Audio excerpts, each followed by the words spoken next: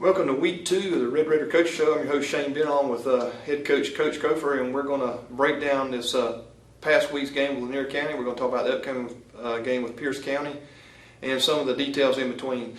Coach, first of all, we want to do a shout out, as we always do, to the churches. I know now we're on the routine with the breakfast in the morning and the evening meals, or I say evening meal, afternoon meals with the church. So give you a second to shout out for those two churches there. Yeah, like I said last year and this year, we sure do appreciate First Baptist Church and all those gentlemen, former coaches, cooking for us at the First Baptist Church. We eat it every Friday morning at 7 a.m.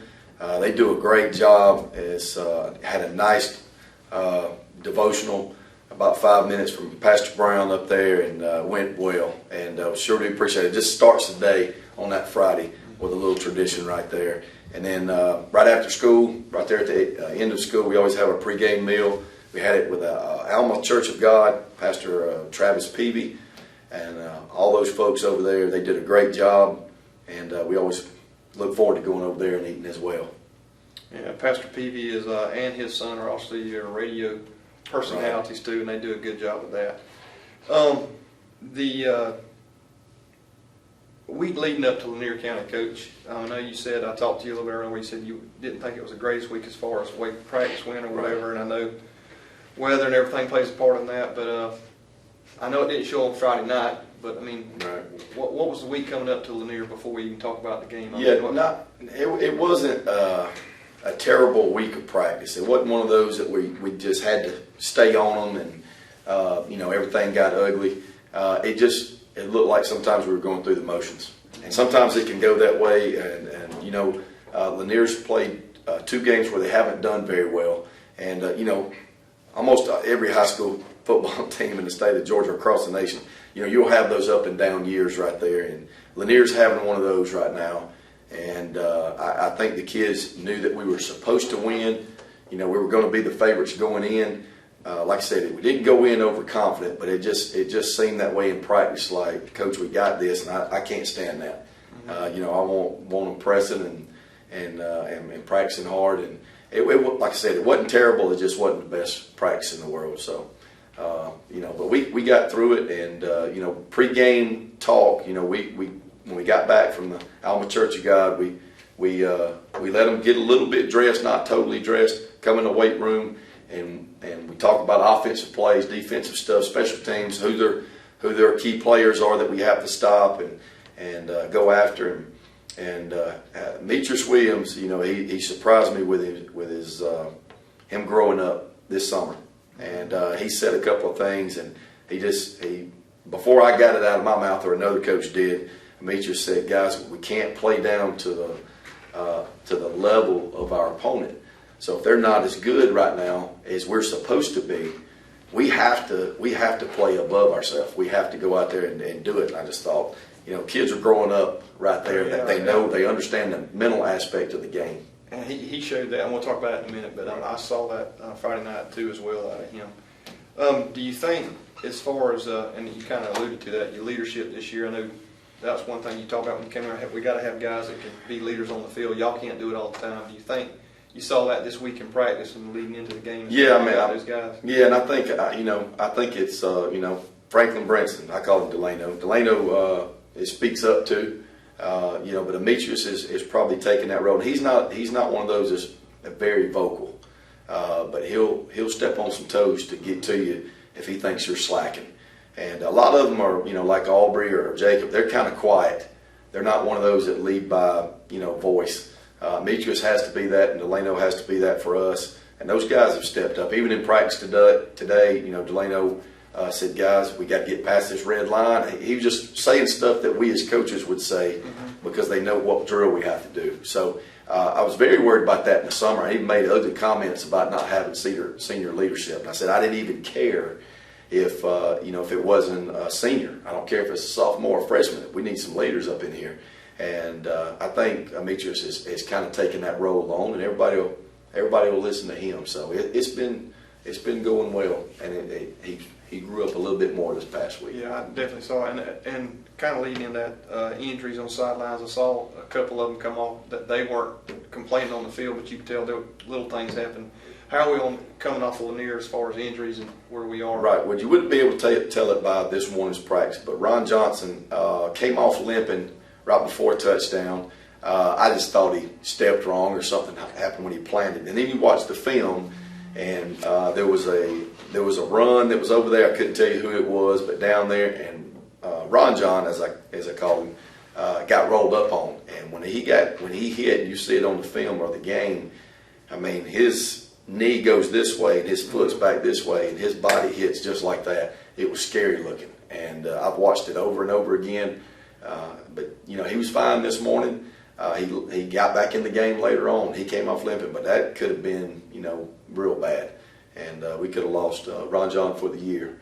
Will Richardson, he's the only other one that I can think of. Came off what looked like a jagged cut on his shin, probably 6 to 8 inches long. It looked pretty nasty, and I got him over there. I think Doc had already left. I think this was toward the end of the game, and I thought it might be a cut, so I kind of tried to peel it back, and it wasn't. It was just a big scratch mark that he'd taken a helmet on or something to that matter. But it looks pretty bad, and he'll be scarred up from it, but it wasn't a cut.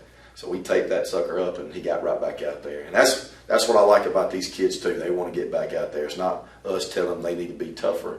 They're doing that on their own. They can play through some stuff. What about Jacob? I know I've seen it, and to me, just seeing his face, it just still doesn't like he's 100% or doesn't feel 100%. Not that he's showing it on the field, just seeing him in his face, he doesn't have that in him. Well, if he sees this, he's going to get mad at me for saying this. But sometimes you can't read Jacob Carver by his face up under there. Sometimes he looks like he's in pain, and sometimes he doesn't. He's been beat up since last year. Shoulders, knees. He gets hit every once in a while. He'll take a bump and a bruise because he delivers so much punishment to somebody. Right. Sometimes it takes it out on himself, and I think that's what more it is than somebody delivering it to him.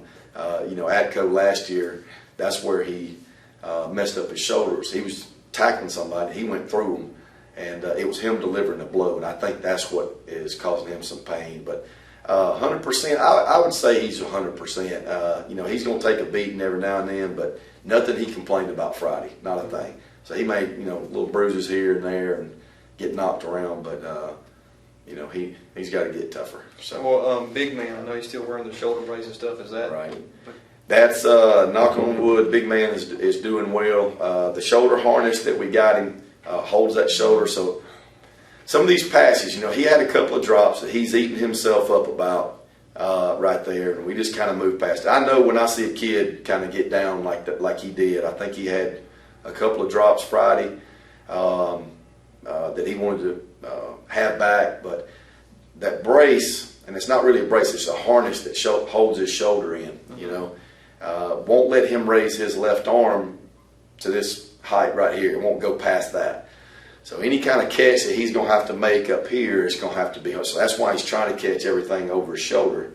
So he's kind of restricted, but it holds that shoulder in there so it won't separate again. So let him run one. I was nervous as crap letting him run that speed sweep to the left because that's the shoulder. If he goes down on it, he just got pushed out of bounds right there. So that worries me. But, he came back and made a tackle against Cairo after an interception, and it was on that shoulder. And he got up, and it didn't bother him. So I think we've got it in there. And Coach Connor's been working with him with those bands and trying to get it stronger every week. And I think it's worked a little bit. As soon as I say that, something will happen. But he's doing well. Well, we'll take a quick break and come back to the second segment. We'll talk about Lanier County games specifically. But first, we want to take a time just to thank some of our sponsors. Titan Modular Systems, again, one of our gold sponsors as far as what they've done for us and the build and the donation they made there. Clean Air and Electric is one of our big sponsors, Mr. Andy Batten there. Any heat and air needs you got, see Mr. Andy Batten. And, of course, Access ATC that does a lot for us as well. We're going to take a quick break. We're going to come right back and we'll dig into the Lanier County game. We'll be right back.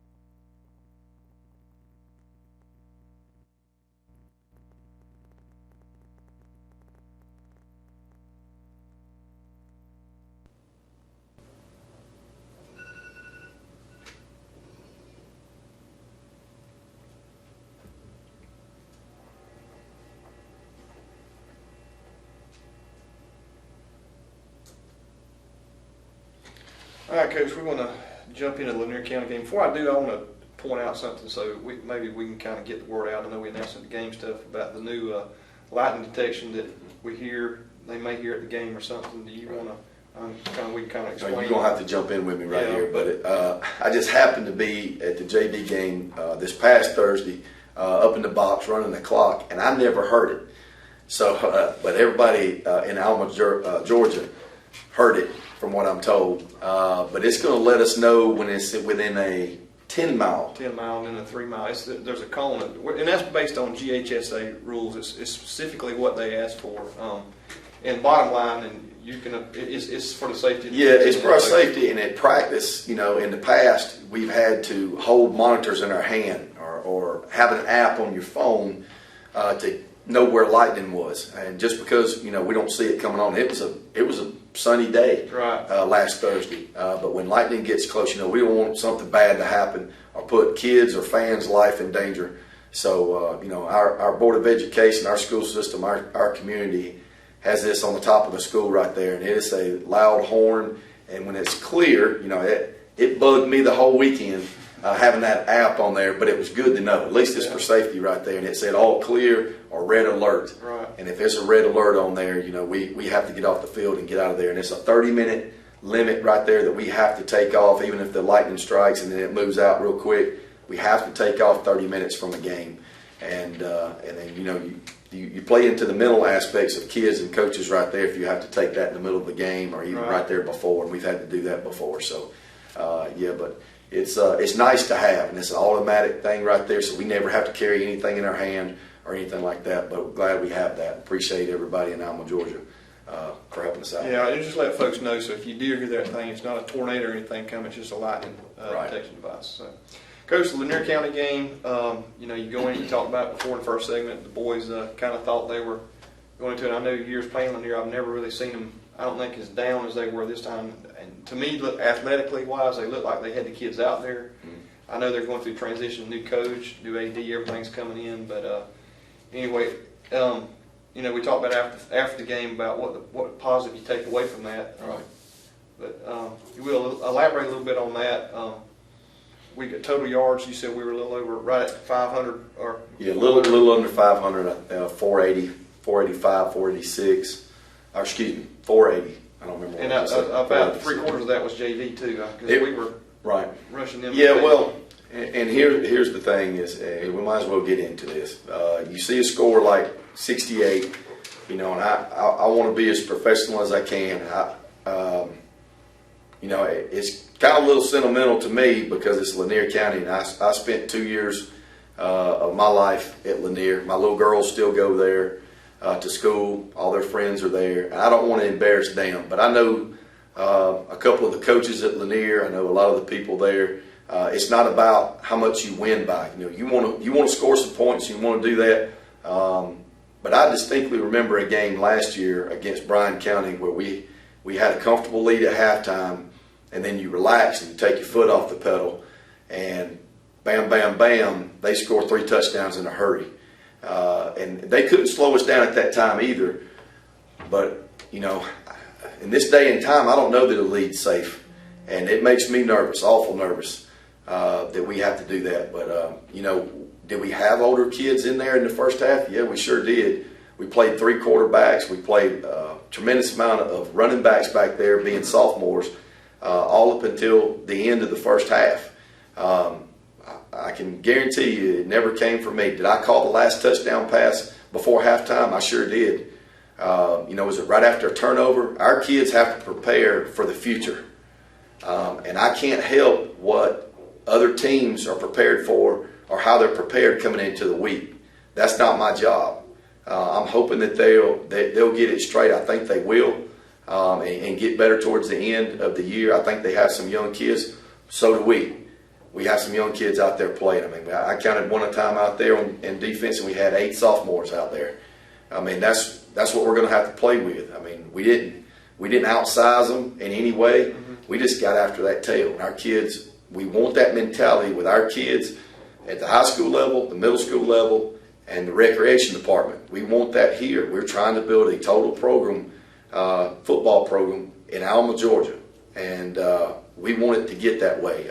But we are not into embarrassing anybody or my kids either. That's not what we want to do. But we want to go as fast as we can offensively. Our defense practices against that. Our kids don't know another pace. We have to practice a slow down pace to do that at the end of a game where we have a lead and do that. But we were trying, and I said it in last week's show now, that we're going to use this game and we're going to go as fast as we can because we need to practice for the next game and next few games. We have to get our kids in game shape to play 4 quarters. And that's what we want to do to make our kids last. And, we did have freshmen, and our freshmen drove it down the field and scored right there. We do want to make people quit. We want to have that mentality. One of the best scenes of the game was their big, and he's a Division I prospect, 77, and my daughters told me his name. He's a good player, very strong, but we had him gassed. And I can't remember, Shane, you can help me out on this. Second or third touchdown series, we're running plays so fast, and he's having to play offense and defense. Right after the touchdown, he's blowing chunks on the goal line. He's actually throwing up right there. And, we're kind of sitting back laughing, not laughing at the kid, but laughing and saying, this is why we do what we do, because we're wearing people down. And that was the whole mentality. It was hot and muggy Friday night. It was hot. And those kids on that Lanier side they were gassed after about the second series. And I only saw one of our guys, and I can't remember who that was now, that cramped up towards the end. Ayrton Moore. And it didn't seem like a bad cramp, but he did come in. I tell you, no matter how well you're ready, that weather Friday night, it was just hot and muggy. It was good. But Lanier County, after that about second series, they were gassed. The hands on the hips, they were just frustrated. So the conditioning and what it's doing is paying off in a big way. And I hope that rolls over. And we'll talk about the next game Friday, and then next after that. So we talked about on sideline 68-12. And I got off into that. I'm sorry. Well, that's positive. What are we talking? It's positive and negative. I mean, you still want to find something you can get better with every week. Yeah. What are we going to get better from this past Friday night? Yeah. We've had to move a couple of people because everybody thinks if you win by that much, you must have done everything right, and that's not the case. Film doesn't lie. We called a lot of miscues, and we started making up some things to do on our own. I thought the upbacks and the running backs, quarterbacks especially, all 3 of them played well. I think parts of our offensive line played well, and this is coming from Coach Kinder now. We had a couple that missed some assignments. And, I thought that, we were in shape and stuff like that. We just made plays. Some of those weren't supposed to go the distance. And stuff, and we had some breakdowns, and Lanier County had some breakdowns also, but we got to fix and perfect. And when I say perfect, nobody's going to be perfect. We're not going to be perfect. You're looking at one that makes mistakes in every game. Our kids going 100% in everything that they do with their effort, and knowing their assignments. Sometimes we're going to miss. Sometimes we're going to make mistakes. But if you go full speed, that's all we ask out of our kids. Going full speed, and we just train them to do certain plays over and over again. And we still weren't doing that. We were missing some assignments, and an up back would have to take it. I saw one of our up backs get stuck in the chest one time because he wasn't delivering the blow. We can't play down to what we're, if we got a lead and an opponent's down, you can't play down to that. You got to keep the hammer down, as we say.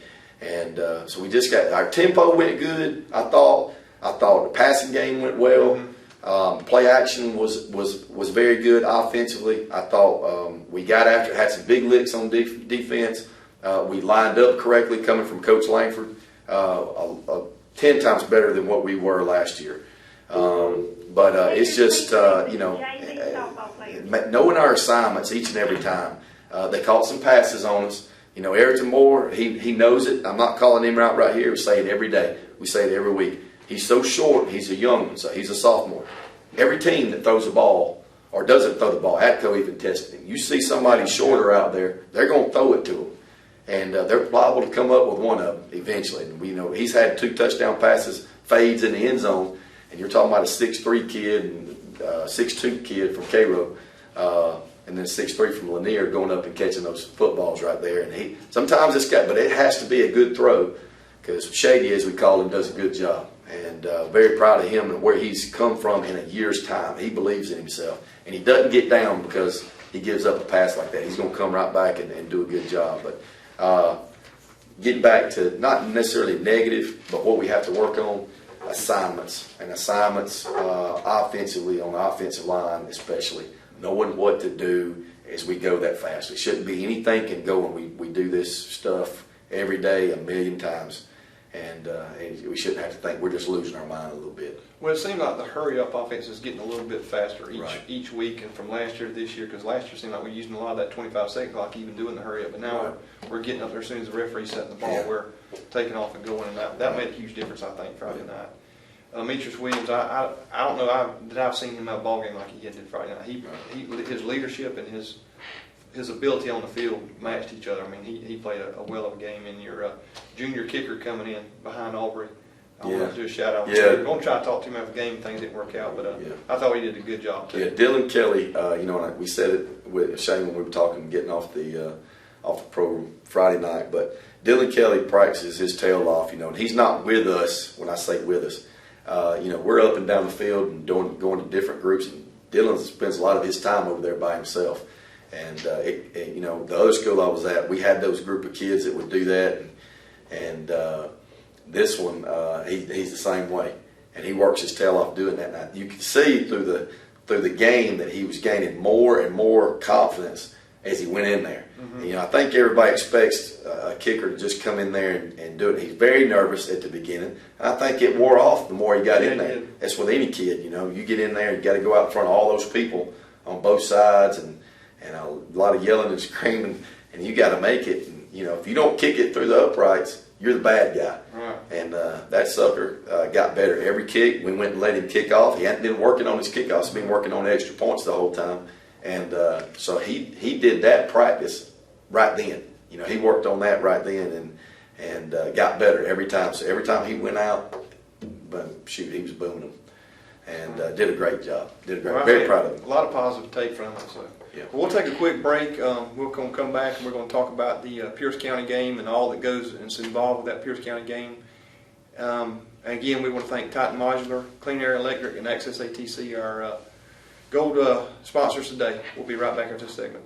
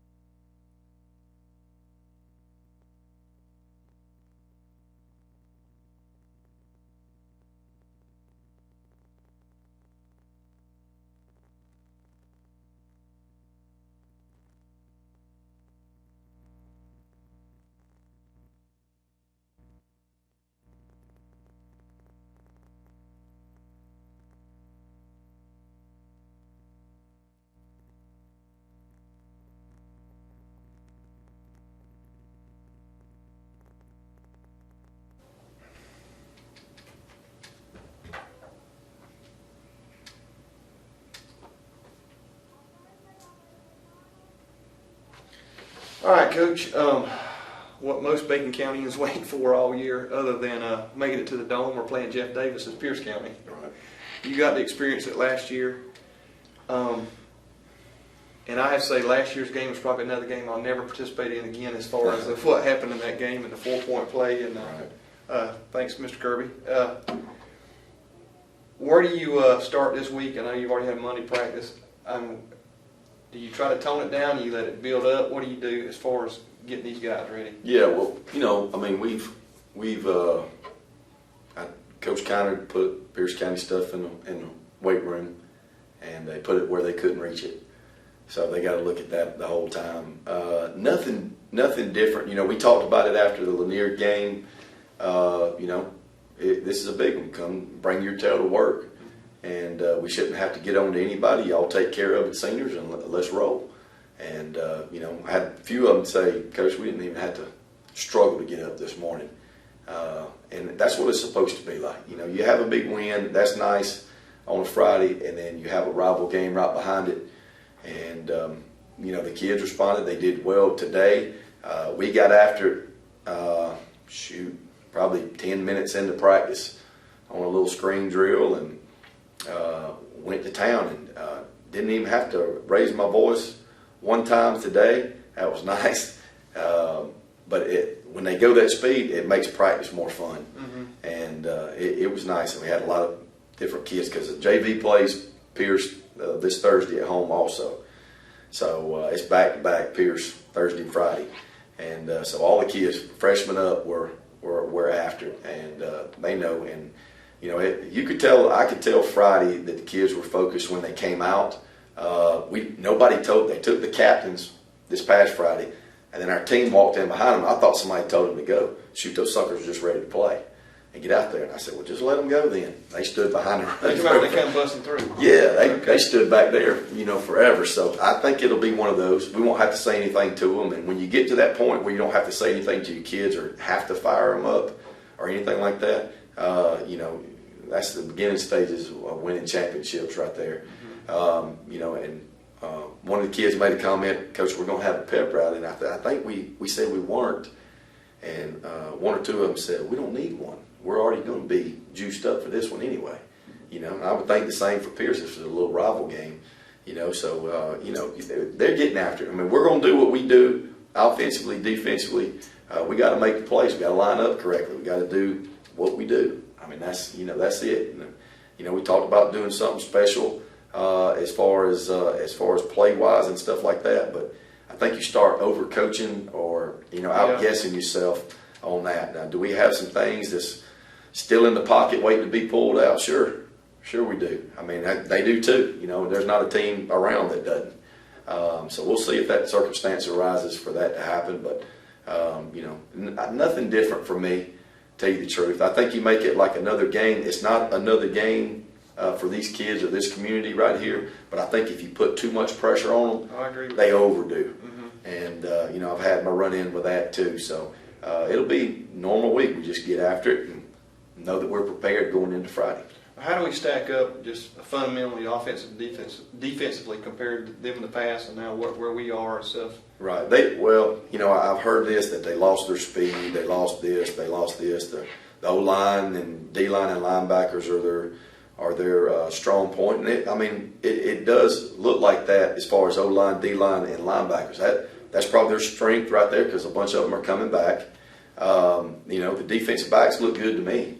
Running backs, receivers look good to me. They might be missing a step or just having that experience like those kids from Pierce had last year.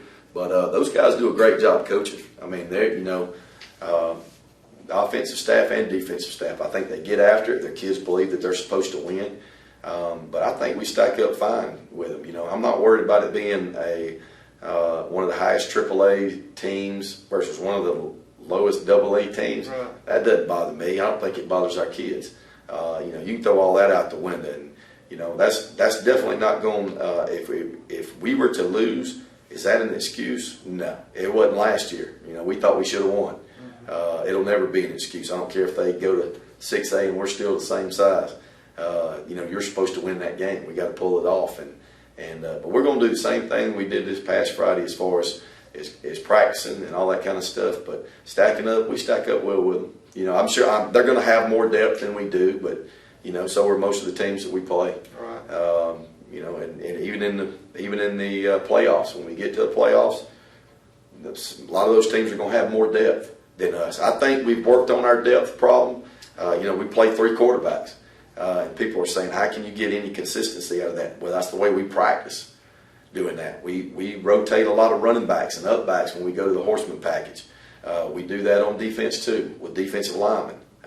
You know, we got 1 or 2, 3 that come in on the offensive line right there and do that. Same thing with receivers. I mean, we're trying to play as many people as we can so we can go as fast as we can.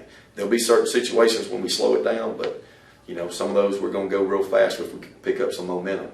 But I was looking at last year's film, if I can get to that too, of us versus Pierce, and us compared to us this year. It's not even close. I mean, you're talking about 7 kids from Bacon County team last year that signed football scholarships and out athletes as far as Tron and Drell and Jay and all those guys. We don't have that now. I mean, we got Jacob and Demetrius that are Division I prospects also, but we have kids that go to work and give me 100% effort every down. And if they don't, they know that they'll be replaced. But we don't have to say that to them. And we weren't to that point last year. They started believing, I think they finally believed in that Brooks County game last year. And that's when it hit. And these kids are just completely different. We run things smoother than what we did. We were still learning. I couldn't believe how bad it was against them last year and what kind of effort we were getting at that point too. It's totally different now. And these kids do a great job. So. Well, what do you think, as you, Coach Cofer, think the key to Friday night is? They're winning. Yeah. You know, Coach K puts up a thing on the board last week and says 0 turnovers and 40 plus. Okay, if you're talking about 40 plus points putting up. And we don't care how we score. If it scores on offense, defense, we blocked the punt Friday night. If we can pick that sucker up, we almost lost it because they went and chased it, and that's a teaching point on our point. But interception, punt return, anything that we can get it off of, we want to get points. That's going to be our goal for anybody that we play. I don't care if it's Benedictine or Vidalia or Pierce County. You know, that's what we want to do. That's our goal to do that. 0 turnovers, and we're going to have to steal on defense. And we definitely want to do that. But 0 turnovers, we're going to have to score because Pierce County's going to probably score. They're pretty dang good on offense. They're pretty dang good on defense. But we want to score, and we want to run tempo. They run a tempo too. I just don't think it's as fast as ours. Now, you can say that you're going to tempo teams all you want to, but you got to get some first downs first. Right. You know, I can say we can play fast, and we play faster Friday than we ever have here because we were gaining yards, gaining first downs, and we're able to roll. We got into a rhythm. You have to do that this coming Friday or anybody that you play. So, you know, that's the key to us is we want to get that tempo going, 0 turnovers, 40 plus, and we got to steal the ball on defense. And we did that last year. We stole the ball and got a lot of turnovers. We just turned it right back over and gave the ball to them about 2 or 3 more times. And that's last year. We didn't really wake up, I don't think, until that end as far as our the belief that we could beat them. Yeah, and it was 26-0. We don't want to spot them 26 points again. Definitely don't want that to happen. But I do think we're better. And that's nothing against last year's group. That's just the first year. But you can tell these kids know the offense. I mean, they know it. We got kids that can play multiple positions. But it's fun to watch them. And it's fun to coach this group right here. It's been fun. Do I yell at them sometimes? Yeah. But they know how to take it. And they can come back with me, to me, and hug on me 5 minutes later because they know that's business out on the field. That ain't nothing personal. And that's what I love about this group, coaching this. So we got some good kids. And I say that all the time, and I think it gets on people's nerves. But we got some good kids here at Bacon County High School. Yeah. And speaking of that kind of, well, it's still football, but our student section again Friday night was just off the chain as far as they come out, had the American theme. I don't know if you noticed that. They all had the USA on. I was proud of them. I'm telling you, it's it's good to see that. I mean, that's why we do what we do is for these kids, and you see that they come out and they're supportive of it, no matter what sport, and they're coming out doing that. It's a good thing. Yeah. So. First thing I see coming out on the field is a big fat head of myself Yeah. and some of these kids. And our student section is awesome. I've never had a student section like that. And they got their boys got their faces painted and their chest painted, and just cheering for our kids and our program. And I think it fires the fans up too. I didn't know if that would be a good thing or not, how they acted, but they act right. Oh yeah, no problem. You know, before doing this, I got told that they got special plans for this Friday. Yeah. So you know, I think they'll do that the whole time. But that fires our kids up and gets them motivated. And it's a proud thing for me to know that we have kids that, you know, girls and guys that are not cheerleaders or football players, but their tails up there cheering for us and having school spirit. So that's awesome. Yeah, and softball games, the good softball Yes. games are lined up on the fence out there. I mean, we got good kids in the school. So, Coach, anything else you want to add about Friday night? I mean, I know the biggest thing is come out in droves, support these Red Raiders Friday night. This is one of our biggest gates of the year. There'll probably be. We brought in extra bleachers for the game Friday night, and for whatever reason you can't get, if you think. If you're out of town or you're where you can't be here, tune in to BCTV on the NFHS network. We've got you get your subscription there. Again, we don't control that, but get your where you can watch for a full year. I think it's $45 for a full year. Can't beat that. So you get softball, baseball, basketball, football, all on the same thing, and that money goes back and helps support these kids too. So, Coach, if nothing else, we're going to close it up, and good luck this week. Beat Pierce County and. Things will change. I can tell you, things will change. So, anyway, again, thanks Titan Modular Systems, Clean Air and Electric, Mr. Andy Batten and Access ATC for being our big supporters. And if you got any business out there that want to be a supporter of Red Raider football, tell them to get with us, and we will get them on there. We'll see you next Monday.